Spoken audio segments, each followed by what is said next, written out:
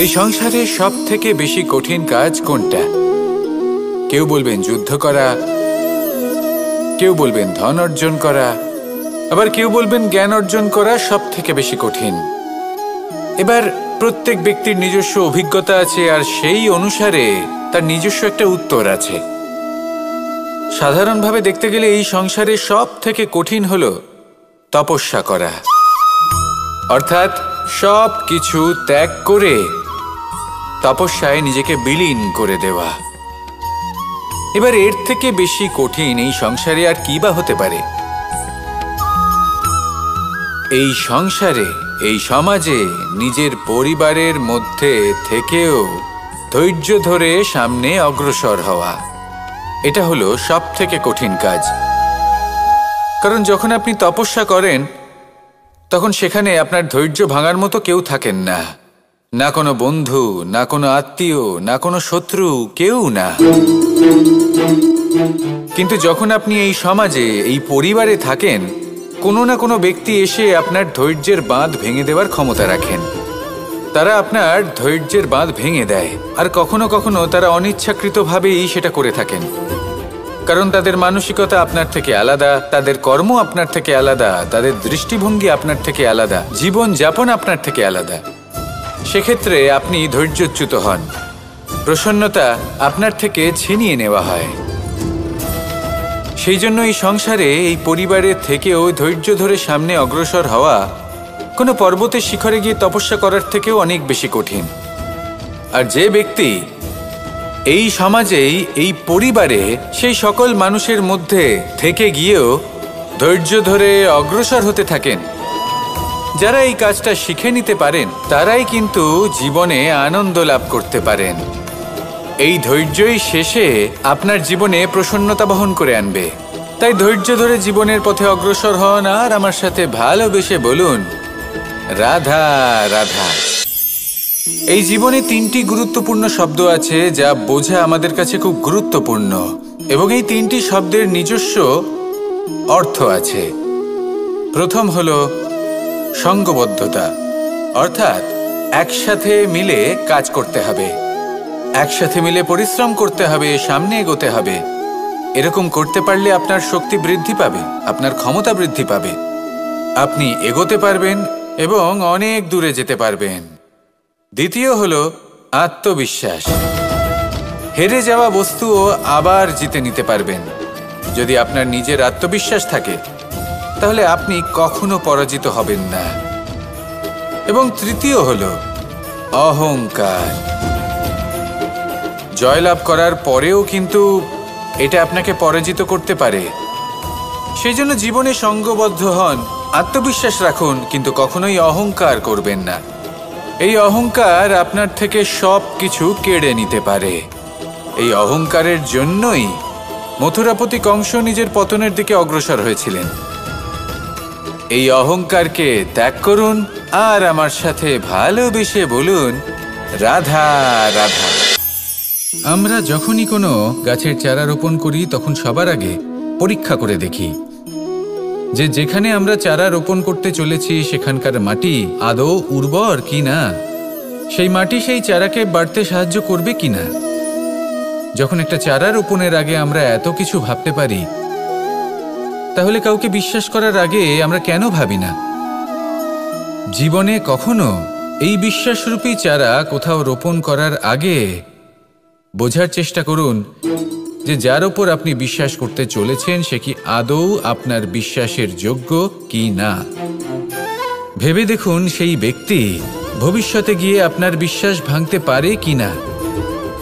এটাও ভেবে দেখুন যে যাকে আপনি বিশ্বাস করতে চলেছেন তাকে আপনি বিশ্বাস করলে নিজের জীবনের উদ্দেশ্যে আপনি অগ্রসর হতে পারবেন কি না।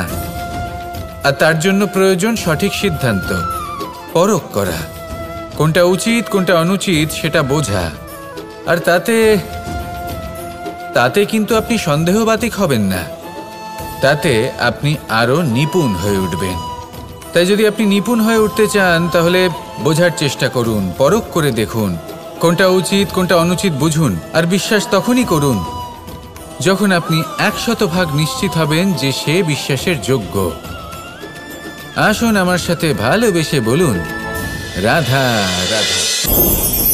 রাধা কখনো কখনো আমার জন্য বড়ই সুগন্ধি আতর নিয়ে আসে, পারিজাত ফুলের মালা নিয়ে আসে আমার প্রসাধন করবে বলে, এবং আমার সব থেকে বেশি প্রিয় মাখন নিজে হাতে বানিয়ে আনে আমাকে নিজে হাতে খাইয়ে দেবে বলে, সবকিছু আমাকে প্রসন্ন করবে বলে। কিন্তু আপনি কখনো ভেবেছেন যে এই আতর কিভাবে বানানো হয়? সহস্র ফুলের পাপড়ি একসাথে পিষে নিতে হয়, তারপরে তার থেকে যে রস নিঃসৃত হয় সেই রস দ্বারাই আতর তৈরি হয়। অনেক সংখ্যক ফুলকে অসীম যন্ত্রণা ভোগ করতে হয়, তবে তারা আমার প্রসাধন সামগ্রী হয়ে উঠতে পারে। দুধ থেকে মাখন তৈরি করার জন্য কতটা পরিমাণ মন্থন সহ্য করতে হয় সেটা আপনি জানেন। ঠিক সেই রকমই হলো আমাদের জীবনও। বিপদও আসে, কঠিন পরিস্থিতিও আসে, এর সম্মুখীন হতে শিখুন। মনে রাখবেন, আপনি হলেন সেই দুধ যাকে মন্থন সহ্য করতে হবে মাখন হয়ে ওঠার জন্য। মনে রাখবেন, আপনি হলেন সেই ফুলের মতন যাদের পিষ্ট হতে হবে সুগন্ধি আতর হয়ে ওঠার জন্য, যাকে এই সংসার পছন্দ করে। কখনো কখনো জীবনে আপনার সাথে খারাপ শুধুমাত্র এই কারণে ঘটে যাতে আপনার শ্রেষ্ঠ রূপ এই সংসারের সামনে আসতে পারে। শুধুমাত্র কঠিন পরিস্থিতি এবং বিপদকে একটা সুযোগ হিসেবে দেখার চেষ্টা করুন। আপনার জন্য এই সংসার বদলে যাবে, সংসারকে দেখার দৃষ্টিভঙ্গি পাল্টে যাবে, আপনার ভাগ্য পাল্টে যাবে, আর এই মন প্রসন্ন হয়ে বলবে, রাধা রাধা। পাশা নামক এই খেলাটি আপনারা নিশ্চয়ই খেলেছেন, না খেলে থাকলে দেখেছেন, আর যদি দেখেও না থাকেন তাহলে নিশ্চিত রূপে শুনেছেন। মহাভারতের এই মহাযুদ্ধ কোথাও না কোথাও এই পাশা নামক খেলার কারণে হয়েছিল। পাশার এই বিচিত্র খেলা, দান, এইসবের কারণে কেউ নিজের মাথায় রাজ মুকুট পরিধান করেছিলেন, আবার সেখানেই পরাজিত হওয়ার জন্য কাউকে বনবাসও ভোগ করতে হয়েছিল। কিন্তু এই খেলা সমাপ্ত হওয়ার পরে সমস্ত ঘুঁটি আর এই পাশার ছক একই পুটলিতে স্থান পেল। এটাই হলো আমাদের জীবন। এই সংসারে আমরা জয় পরাজয়ের বিষয়ে এতটাই ভাবি, এত চিন্তা করি যে এই জীবনের খেলার আনন্দটাই উপভোগ করতে পারি না। আর অবশেষে কি হয়? কেউ জয়ী হন, কেউ পরাজিত হন, কিন্তু দুজনেই একই স্থানে পৌঁছে যান। প্রত্যেক ব্যক্তি মৃত্যুর পরে একটি নির্দিষ্ট স্থানেই পৌঁছতে বাধ্য, কিন্তু ততক্ষণ এই জীবন, এই খেলা, তার আনন্দ উপভোগ করুন। এই সংসারে সেই ব্যক্তি শ্রেষ্ঠ স্থানে পৌঁছতে পেরেছেন যিনি এই সংসারকে প্রকাশ প্রদান করেছেন, যিনি কখনো জয় পরাজয় এ বিষয়ে ভাবেননি, শুধু এই জীবনের খেলার আনন্দ উপভোগ করেছেন। এটাই আপনিও করুন, আর আমার সাথে ভালোবেসে বলুন, রাধা রাধা।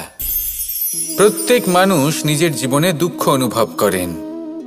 প্রত্যেকের দুঃখ আলাদা হতে পারে। কারোর মনে এই দুঃখ থাকে যে সে তার বাবা মায়ের সব ইচ্ছে পূরণ করতে পারেননি। কেউ এটা ভেবে দুঃখ পান যে সে চিরকাল সদাচার করেছেন, সৎকর্ম করেছেন, কিন্তু তাও তাকে দুরাচারী বলে মনে করা হয়। কেউ এটা ভেবেও দুঃখ পান যে তার সামনে যে ব্যক্তি রয়েছেন তার চোখে তিনি শত্রু হয়ে উঠেছেন বা দুষ্ট হয়ে উঠেছেন, যেখানে তিনি হয়তো কোনো অনুচিত কাজই করেননি। এবার এই সমস্ত বিষয় নিয়ে ভেবে নিজের ব্যক্তিত্ব নিয়ে সন্দেহ প্রকাশ করবেন না। যদি নিজের ব্যক্তিত্ব নিয়ে কোনো সন্দেহ থেকে থাকে তাহলে কর্ম সংক্রান্ত প্রশ্ন করুন যে আপনি যা করেছেন তাতে কি উচিত ছিল, কি অনুচিত ছিল। যেটা প্রয়োজন সেটা এটা বোঝার যে আপনার অন্তর্মন, আপনার বিবেক আপনাকে কি বলছে, আর আপনার অন্তর্মন আর আপনার বিবেক আপনাকে যেটা করতে বলবে শুধু সেটাই করুন। আর তারপরে এই সংসার কি বলবে, কি ভাববে সেসব নিয়ে ভাবতে যাবেন না, কারণ এই সংসার তো ঈশ্বরকেও প্রশ্ন করে থাকে, ঈশ্বরকেও দোষী মনে করে। কখনো কখনো যখন কোনো ঘটনা মানুষের ইচ্ছা অনুযায়ী ঘটে না, তখন মানুষ এটা বলে যে হে ঈশ্বর, আপনি আমার পাশে থাকলেন না, আপনি বড়ই কঠোর, এটা আপনার দোষ। যেখানে বেশিরভাগ সময় হয়তো সে নিজেই নিজের কর্মফল ভোগ করছে, আর কখনো কখনো ঈশ্বর হয়তো তার জন্য আরো ভালো কোনো পরিকল্পনা করে রেখেছেন, কিন্তু মানুষ সেটা বুঝতে পারে না। তাই দিনের শেষে যেটা প্রয়োজন সেটা হলো নিজের মনের কথা বুঝতে হবে। আপনার বিবেক কি বলছে শুধু সেটাই করুন আর সামনে এগোতে থাকুন।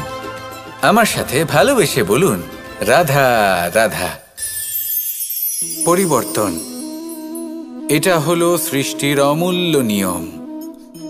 এই সংসারে সবকিছু সময়ান্তরে পরিবর্তিত হয়, এই সময়ও পরিবর্তিত হয়। পরিবর্তন চিরকাল হয়ে এসেছে আর চিরকাল হতে থাকবে, কিন্তু এবার আমরা সেই পরিবর্তন কিভাবে লাভ করব যেটা আমাদের প্রয়োজন, যেটা আমরা চাই। আমরা জীবনে বিকাশ চাই। এই বিকাশ কিভাবে লাভ করতে পারি? এই প্রকৃতি কিন্তু আমাদের অত্যন্ত উত্তম উদাহরণ দিয়ে বুঝিয়েছে। একটি বিন্দুর উদাহরণ দিয়েছে যা ভবিষ্যতে একটা বিশাল নদীর আকার ধারণ করে। এটা কিভাবে হয়? মেঘ থেকে একটি বিন্দু ঝরে পড়ে সেই পর্বতের ওপর যেখানে হিম আছে।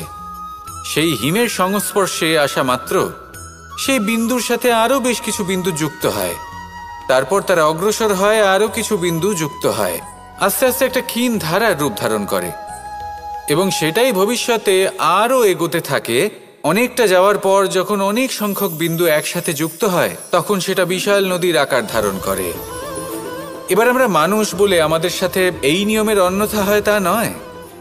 আমরাও এই প্রকৃতির অংশ, আমাদের ক্ষেত্রেও একই নিয়ম প্রযোজ্য। যখন পরিশ্রম করে অনেক সংখ্যক বিন্দু আমরা একত্রিত করব তখনই পরিবর্তনের নদী প্রবাহিত হবে। প্রয়োজন হলো নিরন্তর পরিশ্রম করা এবং ধৈর্য ধরা। এটা করতে থাকুন, জীবনে সব কিছু লাভ করতে পারবেন, কারণ প্রকৃতি আমাদের এটাই শিখিয়েছে। আর আমরা এই ব্রহ্মরই একটি অংশ, যার দ্বারা এই ব্রহ্মাণ্ড নির্মিত। আসুন আমার সাথে ভালোবেসে বলুন, রাধা রাধা। কখনো এই প্রকৃতির দিকে তাকিয়ে থাকবেন। এই প্রকৃতি অনেক ধরনের শিক্ষা দেয়। কোনো একটা গাছকে দেখুন কিভাবে সে মাটি থেকে জল শুষে নেয়। সে ঝড় হোক বা হোক কড়া রোদ সব সহ্য করে এবং অবশেষে সে ফল ধারণ করে। আর সেই ফল উৎপন্ন করার পরে সে ফল কিন্তু সে নিজে গ্রহণ করে না, এই সংসারকে প্রদান করে, যাতে পশু পাখি মানুষ তারা এই ফল গ্রহণ করে শক্তিশালী হয়ে উঠতে পারে, সুস্থ থাকতে পারে।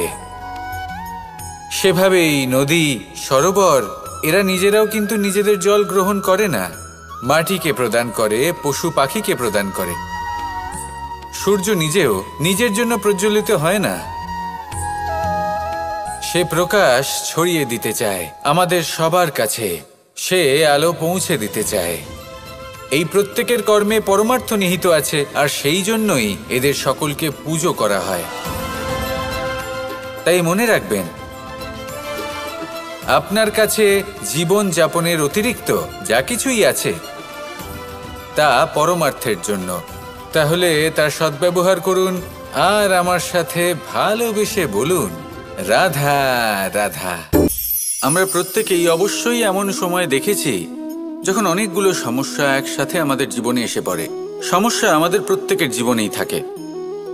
আমরা তার সমাধান খুঁজতে চেষ্টা করি, কখনো সমাধান খুঁজে পাই, আবার কখনো যতই চেষ্টা করি না কেন কোনো সমাধান খুঁজেই পাই না। আর যখন এটা হয় তখন মানুষ অত্যন্ত বিচলিত হয়ে পড়েন। নিজের আত্মীয় স্বজন, নিজের বন্ধু বা সংসার এদের ওপরে এই দোষ চাপিয়ে দেন যে এদের জন্যই এই সমস্যা এসেছে। এবার যদি আমি আপনাকে কোনো পরামর্শ দিই তাহলে এটাই বলবো যে দৃষ্টিভঙ্গি পাল্টে দেখুন। এই দৃষ্টিভঙ্গি দিয়ে দেখুন যে এই সংসারে যে সমস্যায় আসুক না কেন তার জন্য কেউ দোষী নয়, না আপনি না অন্য কেউ। এই পুরো খেলাটাই আপনার মানসিকতা, আপনার দৃষ্টিভঙ্গির, আপনার মনের। কিভাবে বোঝাচ্ছি? যখন আমাদের মন শক্ত থাকে তখন কঠিন থেকে কঠিনতর পরিস্থিতিও আমাদের জীবনে খুব বেশি হলে প্রতিস্পর্ধা হয়ে থেকে যায়। সেখানে যদি আমাদের মন দুর্বল থাকে, তখন অল্প কঠিন পরিস্থিতিও আমাদের কাছে খুব বড় সমস্যা হয়ে যায়, তাই না? একটা শক্ত মন কঠিন পরিস্থিতিকে প্রতিস্পর্ধা হিসেবে দেখে আর তার মধ্যেও একটা সুযোগ খুঁজে নেয়। আমাদের শুধু এটাই করতে হবে। এই সংসারে অন্য কাউকে দোষী মনে করলে আপনার সমস্যা দূর হয়ে যাবে না। সেই জন্য এই সংসারকে দোষ দেওয়ার বদলে এই সমস্যার মূলে চলে যান, সেটাকে বুঝুন, নিজের এই মনকে শক্ত করে তুলুন। যদি আপনার মন শক্তিশালী হয়, তাহলে এই সংসারে অনেক বড় বড় কঠিন থেকে কঠিনতর পরিস্থিতিও যদি আসে, আপনার জীবনে যতই বড় বড় সমস্যা আসুক না কেন, আপনার লক্ষ্য লাভে বাধা দিতে পারবে না। আসুন আমার সাথে ভালোবেসে বলুন, রাধা রাধা। আমরা সবাই পাথর দেখেছি, পর্বতও দেখেছি, শুকনো পাতাও দেখেছি, শ্যামল বনানীও দেখেছি। কখনো ভেবেছেন পাথরের অস্তিত্ব কিন্তু ততক্ষণ পর্যন্ত যতক্ষণ সে পর্বতের গায়ে আটকে থাকে। যখন সেই পর্বত থেকে সেই পাথর ভিন্ন হয়ে যায় ও নিজের অস্তিত্ব হারিয়ে ফেলে। আস্তে আস্তে কখনো পাথর কেটে বা কখনো পিষ্ট হয়ে সেই পাথর আস্তে আস্তে মাটিতে পরিণত হয় এবং পূর্ণরূপে নিজের অস্তিত্ব হারিয়ে ফেলে। এটাই পাতার সাথেও হয়। এই পাতা যতক্ষণ গাছের ডালের সাথে যুক্ত ততক্ষণ তার অস্তিত্ব থাকে। যখনই ডাল থেকে বিচ্ছিন্ন হয়, সেও নিজের অস্তিত্ব হারিয়ে ফেলে। আর এটাই আমাদের সাথেও হয়। যতক্ষণ আমরা নিজেদের আপনজনের সাথে যুক্ত থাকি, আমাদের অস্তিত্ব বজায় থাকে। যখন আপনজনদের সাথে সম্পর্ক ছিন্ন করি, তখন আমরাও আমাদের অস্তিত্ব হারিয়ে ফেলি। এবার এই সংসারের প্রত্যেক ব্যক্তি স্বতন্ত্র থাকতে চান, আর অনেক ব্যক্তি স্বতন্ত্র থাকবেন বলে আপনজনদের দূরে করে দেন আর তাদের সাথে এই সম্পর্ক ছিন্ন করেন। এটা কি সত্যি প্রয়োজন? আপনজনদের সাথে সম্পর্ক ছিন্ন করে নিজের অস্তিত্ব হারিয়ে ফেলা প্রয়োজনীয়, নাকি আপনজনদের সাথে সম্পর্ক বজায় রেখে নিজেদের স্বতন্ত্র করে রাখা সেটা আবশ্যক? নির্বাচন আপনারই। আসুন আমার সাথে ভালোবেসে বলুন, রাধা রাধা। আপনি কি কখনো নৌকা যাত্রা করেছেন? করে না থাকলেও নিশ্চয়ই দেখেছেন যে এই জল যা নিজের অন্তরে সব কিছু সমাহিত করে নিতে পারে, এই নৌকা সেই জলের ওপরেই ভেসে থাকে। নদীর স্রোত কাটিয়ে সে সামনে অগ্রসর হয়। কিন্তু যদি এই নৌকায় কোনো ছিদ্র হয়, তাহলে কিন্তু সেই নৌকা ডুবে যাবে। আর এতে কোনো তফাৎ হবে না যে সেই ছিদ্র ছোট নাকি বড়, নৌকা ডুবে যাবে। এই ছিদ্র হলো আমাদের জীবনে আমাদের অপগুণ, আমাদের দোষ, আমাদের বিকার। কখনো এটা ভাববেন না যে এই দোষ খুবই ছোট, এতে কিছুই যাবে আসবে না। না, সেই ছোট দোষ, সেই ছোট বিকার যদি সেটাকে শুধরে না নেন, তাহলে সেটা আপনাকে আপনার পতনের দিকে নিয়ে যাবে। শেষ পর্যন্ত এটা আপনার ওপর নির্ভরশীল যে আপনি কি চান। আপনার জীবনের এই নৌকা এভাবেই ডুবে যেতে দেখবেন, নাকি নিজেকে শুধরে নিয়ে সেই নৌকার সেই ছিদ্রটাকে ভরিয়ে তুলতে চাইবেন? নির্বাচন আপনার। আসুন আমার সাথে ভালোবেসে বলুন, রাধা রাধা। জল, জলই পৃথিবীতে বেঁচে থাকার জন্য আবশ্যক তো বটেই, কিন্তু এই জল আমাদের একটা অত্যন্ত গুরুত্বপূর্ণ শিক্ষা প্রদান করে। কখনো এই জলকে দেখেছেন? যে পরিস্থিতিতেই এই জল প্রবাহিত হোক না কেন, এর উপর যা কিছুই প্রভাব থাকুক না কেন, এর পথে যতই বাধা আসুক না কেন, তার মধ্যে থেকে ও নিজের পথ ঠিক বের করে নেয়, কিন্তু নিজের প্রবাহ থামতে দেয় না, ক্রমাগত অগ্রসর হতে থাকে। সেরকমই একটা শিক্ষা যেটা আমরা জল থেকে পেয়ে থাকি, তা হলো এটা: আমরা যখন জলের দিকে তাকাই, তখন আমরা নিজের প্রতিবিম্ব দেখি, স্পষ্টভাবে দেখতে পাই। কিন্তু তখনই দেখতে পাই যখন এই জল শান্ত থাকে, স্থির থাকে। যদি এই জল অশান্ত হয়ে থাকে, স্থির না হয়, তাহলে আমরা এতে নিজের প্রতিবিম্ব দেখতে পাই না। এটাই আমাদের মনের সাথেও হয়ে থাকে। যখনই জীবনে কোনো সংকট আসে, যদি আমরা শান্ত মনে, স্থির মনে সিদ্ধান্ত নিই, তাহলে সেটা এমন একটা শীতল সিদ্ধান্ত হবে যেটা আমাদের ভবিষ্যৎকে একটা শ্রেষ্ঠ স্থানে নিয়ে যাবে। যদি এই মন অশান্ত হয়, বিচলিত হয়, পীড়িত হয়, দুঃখিত হয়ে থাকে, রুষ্ট হয়ে থাকে, তাহলে অনেক সময় আমরা এমন সিদ্ধান্ত নিই যেটা আমাদের জন্য অনুচিত প্রমাণিত হয়। যখন আপনি ক্রুদ্ধ ছিলেন বা দুঃখের বশে ছিলেন, তখন অনেক সময় হয়তো এমন সিদ্ধান্ত নিয়েছেন যেটার জন্য ভবিষ্যতে আপনি অনুশোচনা করেছেন। এবার দেখুন, এই আবেগগুলো থেকে আমরা পালাতে পারবো না, কিন্তু এই আবেগগুলো আপনার উপর কতটা প্রভাব ফেলবে সেটা আমরা অবশ্যই ঠিক করতে পারি। এই মনকে আমরা নিয়ন্ত্রণ করতে পারি। এটাই করুন, চিন্তা করুন, এই মনকে শান্ত রাখুন, স্থির হতে চেষ্টা করুন, আর তারপরে সিদ্ধান্ত নিন। আসুন আমার সাথে ভালোবেসে বলুন, রাধা রাধা। এই সংসারে ভৌতিক বস্তুরও নিয়তি আছে।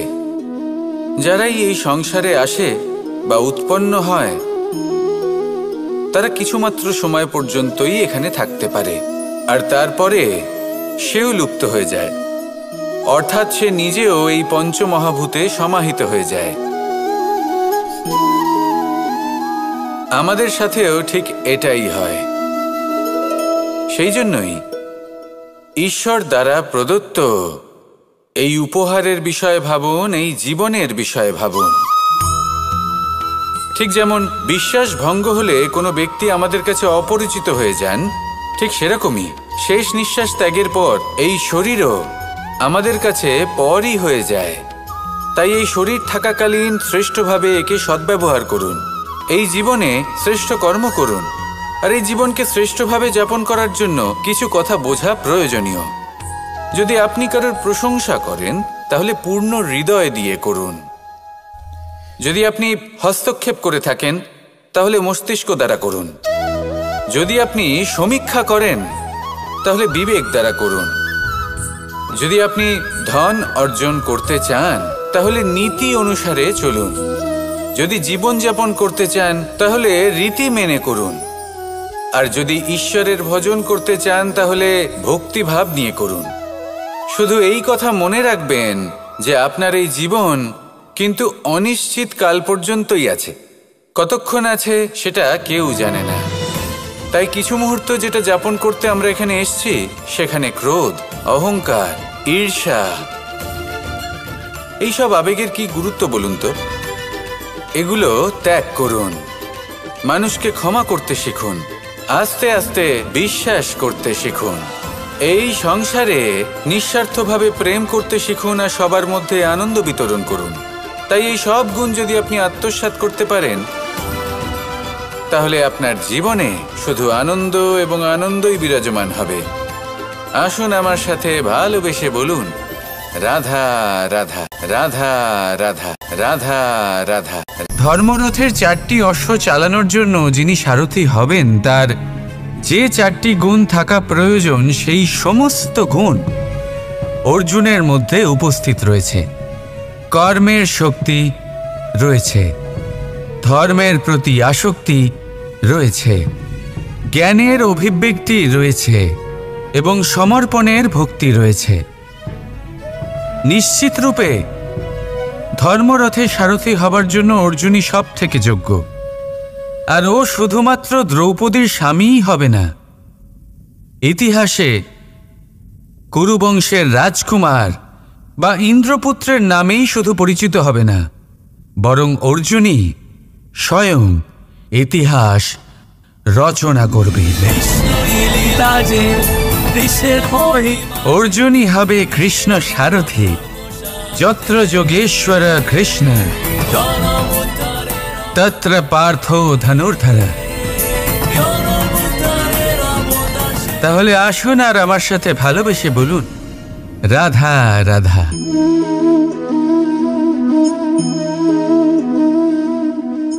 আপনার কি মনে হয় আমি কি করছি? আপনি বলবেন আমি প্রদীপ জ্বালাচ্ছি। সঠিক, কিন্তু প্রশ্ন হচ্ছে যে আমি কি আপনাকে বলেছি যে একে প্রদীপ বলা হয়? না। এই প্রদীপ কি নিজেই নিজের পরিচয় আপনাকে দিয়েছে? না। তাহলে আপনি কি করে জানলেন যে একে প্রদীপ বলা হয়? উত্তর হচ্ছে প্রকাশ। যে স্বয়ং জ্বলে অন্ধকারের মধ্যে সংসারকে পথ দেখায়, সেটাই প্রদীপ। যা নিরাশার মাঝে আশার আলো প্রদর্শন করে, সেটাই প্রদীপ। অপর দিকে আছে সাপ, যাকে না দেখেও তার ফনার আওয়াজ শুনেই লোকে ভয় পেয়ে যায়। তার মানে ব্যক্তির পরিচয় তার কর্মের দ্বারা পাওয়া যায়। তাই আপনার এটা বলার প্রয়োজন নেই যে আপনার পরিচয় কি।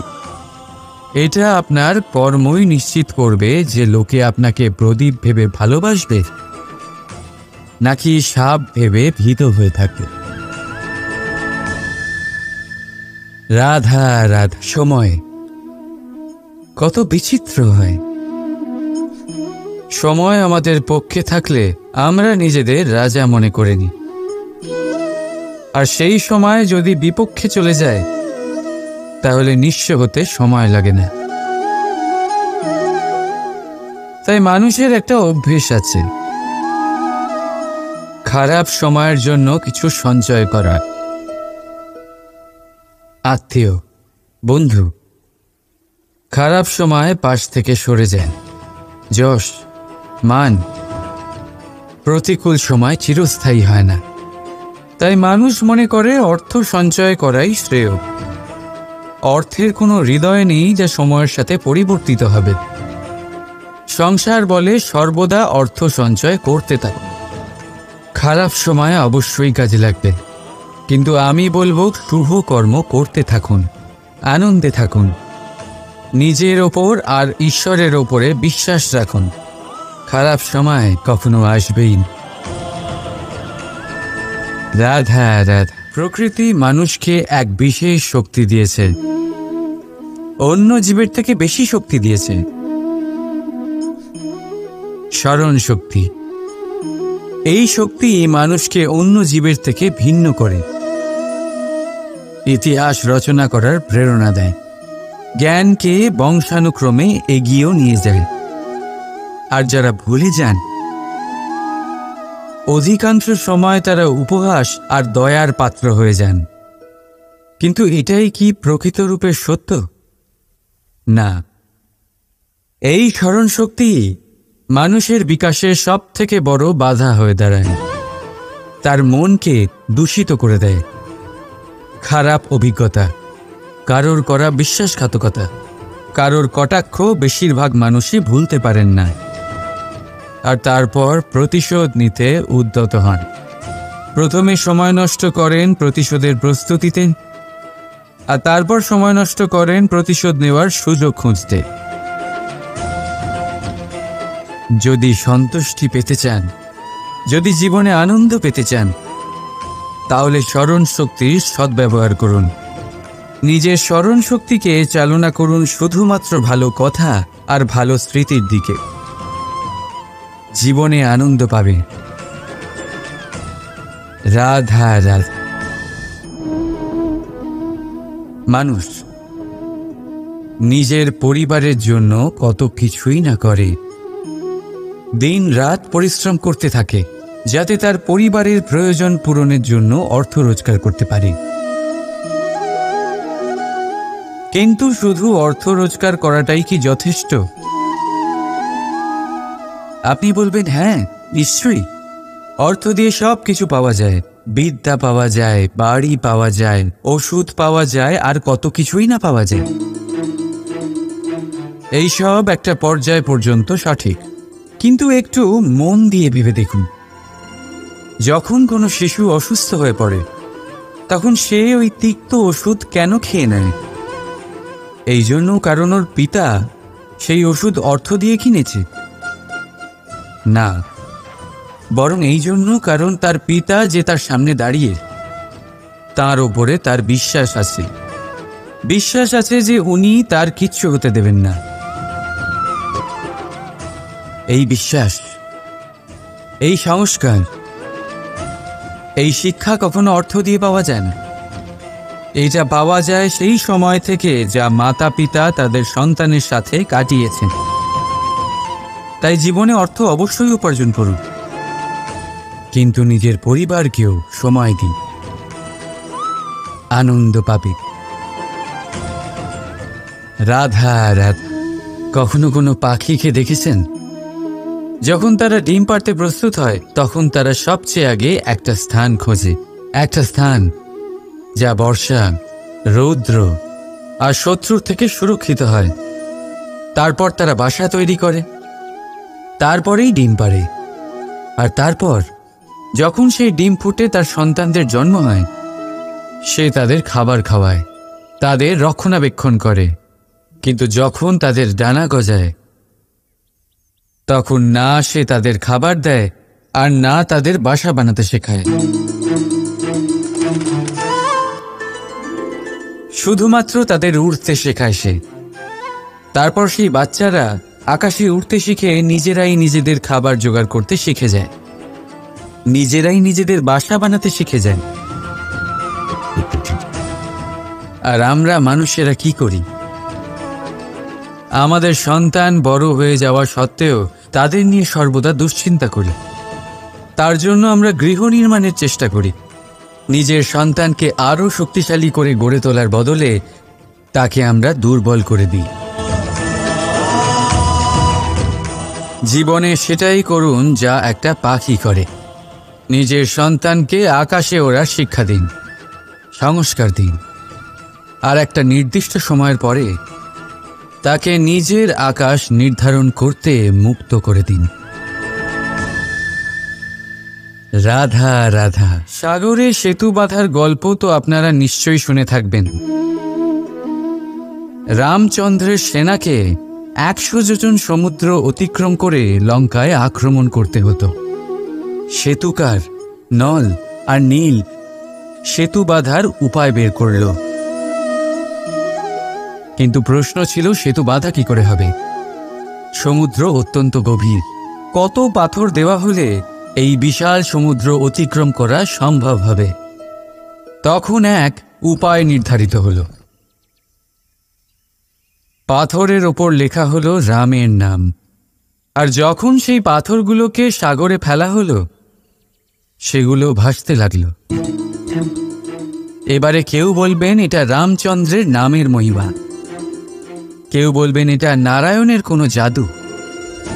কিন্তু না, এটা রামচন্দ্রের সেই গুণ, ওনার ব্যক্তিত্বের সেই মহান দিক যা ওনার প্রতিনিধিত্ব করেছে।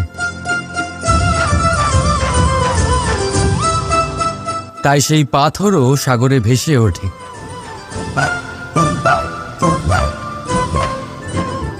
ঠিক সেইভাবেই যেখানে আমরা থাকি না, সেখানে আমাদের গুণ আমাদের প্রতিনিধিত্ব করে।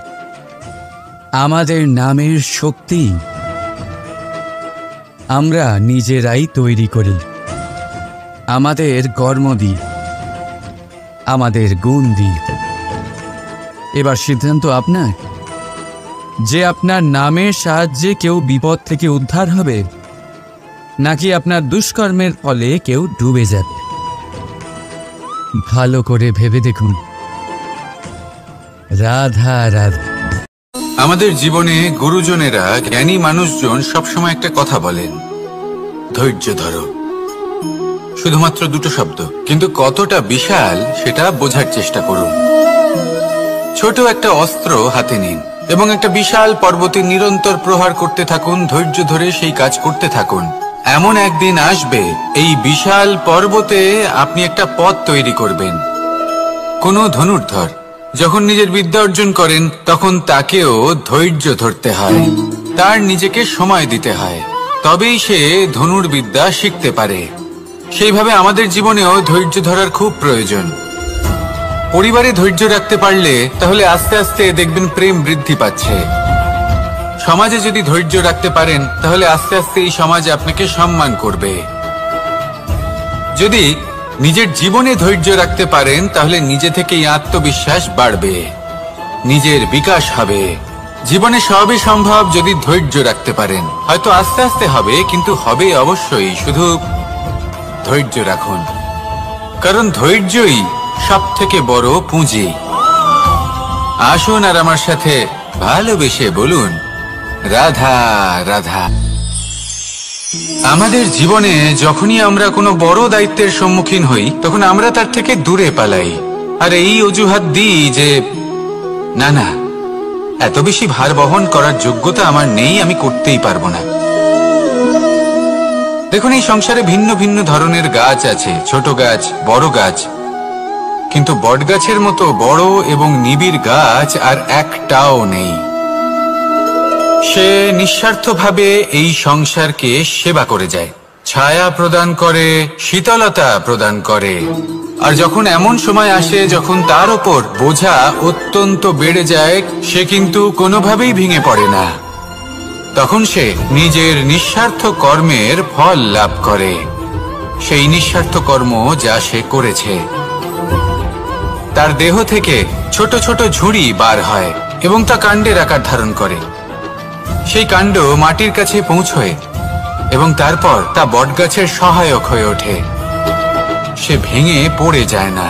এইভাবে আপনিও জীবনে নিঃস্বার্থভাবে সবার সেবা করুন, ভালোবাসুন, সবাইকে সাহায্য করুন। যেদিন আপনার ওপর বোঝা অত্যন্ত বেড়ে যাবে, সেদিন এই সব মানুষ আপনাকে সাহায্য করার জন্য আসবেন, আপনার শক্তি হয়ে উঠবেন। আর আপনি বটগাছের মতোই মহান এবং বিশাল হয়ে উঠবেন। আসুন আর আমার সাথে ভালোবেসে বলুন, রাধা রাধা। একটা শব্দ আছে, পরিস্থিতি। অনেক মানুষের মুখে আমরা এই শব্দ শুনি। জীবনে যখন অসফল হই, দুঃখ আসে, সংকট আসে, কোনো বিপদ ঘনিয়ে আসে, তখন সমস্ত দোষ আমরা পরিস্থিতির ওপর চাপিয়ে দিই। আর দেখতে গেলে কোথাও না কোথাও ঠিকই করি। এই পরিস্থিতি প্রত্যেক দিনের মতো পাল্টাতে থাকে, কিন্তু এই দিন, এই রাত, এমন কেউ আছেন যিনি এর ওপরেও নিয়ন্ত্রণ সাধন করেন, আর তিনি হলেন সূর্য। ঠিক সেই রকমই আমাদের জীবনেও সূর্য হলো এই মন। যদি এই মনের উপর আমরা নিয়ন্ত্রণ করতে পারি, তাহলে আমরা জীবনকেও নিয়ন্ত্রণ করতে পারবো। প্রথমে এই মনের রাজা হয়ে উঠতে হবে। তাই মনে রাখবেন, যদি মন দুর্বল হয়, তাহলে পরিস্থিতি আমাদের সমস্যা বলে মনে হবে। এই মন যদি স্থির হয়, পরিস্থিতি প্রতিস্পর্ধা বলে মনে হবে। আর এই মন যদি শক্তিশালী হয়ে ওঠে, তাহলে যে কোনো পরিস্থিতি আপনার কাছে একটা সুযোগ মাত্র, এমন এক সুযোগ যাতে অগ্রসর হয়ে আপনি মহান হয়ে উঠতে পারেন। এই মনের শক্তির বৃদ্ধি ঘটান, মহান হয়ে উঠুন, আর আমার সাথে ভালোবেসে বলুন, রাধা রাধা। খুব সুন্দর একটা কাহিনী আছে। একবার এক ব্যক্তি নিজের অসফলতার জন্য ত্রস্ত হয়ে সময় দেবতার তপস্যা করতে বসলেন। উনি তপস্যা করলেন এবং সময় দেবতা প্রসন্ন হলেন, মানুষের রূপ ধারণ করে ওনার সামনে প্রকট হলেন। এবার সেই ব্যক্তি ওনাকে জিজ্ঞেস করলেন যে কি এমন আছে যার জন্য আপনি বারবার জয়ী হন আর আমি চিরকাল পরাজিত হয়ে থাকি? কেন এত পরিশ্রম করা সত্ত্বেও আমি সাফল্য লাভ করতে পারি না? তখন সময় দেবতা উত্তর দিলেন যে দিন হোক বা রাত, ঝড় হোক বা ভূমিকম্প, রোদ হোক বা বৃষ্টি হোক, সময়ের সূত্রপাত হোক বা প্রলয়, আমি থামি না, আমি চলতেই থাকি। আর সেই জন্য যিনি থেমে যান তিনি পরাজিত হন আর আমি জয়ী হই। এটাই আমাদের শিখতে হবে। জীবনে সবসময় চলতে থাকুন, কখনো থামবেন না। হ্যাঁ, কিছুক্ষণের জন্য বিরতি নিতে পারেন, বিশ্রাম করার জন্য, নিজেকে আরো সশক্ত করে তোলার জন্য, কিন্তু থেমে যাবেন না। নিরন্তর কর্ম করতে থাকুন, পরিশ্রম করতে থাকুন, তবেই এই সংসার আপনাকে মনে রাখবে। আসুন আমার সাথে ভালোবেসে বলুন, রাধা রাধা।